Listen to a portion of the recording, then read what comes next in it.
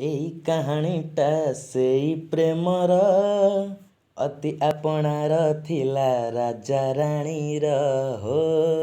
ଏଇ କାହାଣୀଟା ସେଇ ପ୍ରେମର ଅତି ଆପଣାର ଥିଲା ରାଜା ରାଣୀର।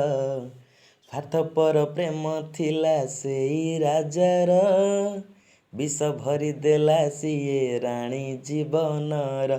ଅବିବେକୀ ରାଜା ପାଇଁ ରାଣୀ ହେଲା ଲୋକ ହସା, ହେଲେ ରାଣୀ ମନେ ଥିଲା ରାଜା ପାଇଁ କି ଭରସା।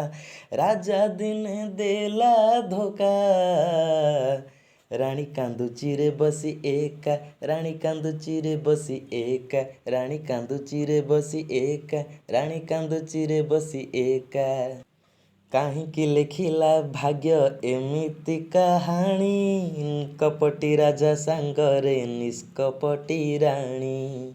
ହୋ ବୁଝିପାରିଲାନି ରାଜା ରାଣୀ ମନ କଥା, ଛଳନା କରିଲା ରାଜା ଛୁଇଁ ରାଣୀ ମଥା। ରାଣୀ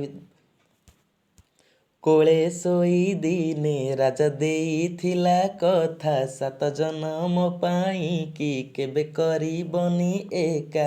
ରାଜା ଦେଲା ପରେ ଧୋକା, ରାଣୀ କାନ୍ଦୁଚି ରେ ବସି ଏକା, ରାଣୀ କାନ୍ଦୁଚି ରେ ବସି ଏକା, ରାଣୀ କାନ୍ଦୁଚି ରେ ବସି ଏକା, ରାଣୀ କାନ୍ଦୁଚି ରେ ବସି ଏକା। ମିଛୁଆରା ଧୁଆ ଗପ ରାଣୀକୁ ଶୁଣେଇ, ରାଜା ଦେଇଥିଲା ରାଣୀ ମନକୁ ଭୁଲେଇ। ହାୟ ସେ ଗପକୁ ଶୁଣି ଶୁଣି ବୁଡ଼ିଗଲା ବେଳ, ଦେଖିପାରିଲାନି ରାଣୀ ସେ ନୂଆ ସକାଳ। ରାଣୀ ଗଢ଼ିଥିଲା ଦିନେ ବାଇ ଚଢ଼େଇର ବସା, ଅଦିନିଆ ଝଡ଼ ତାକୁ ଭାଙ୍ଗି କଲା ଲୋକ ହସା।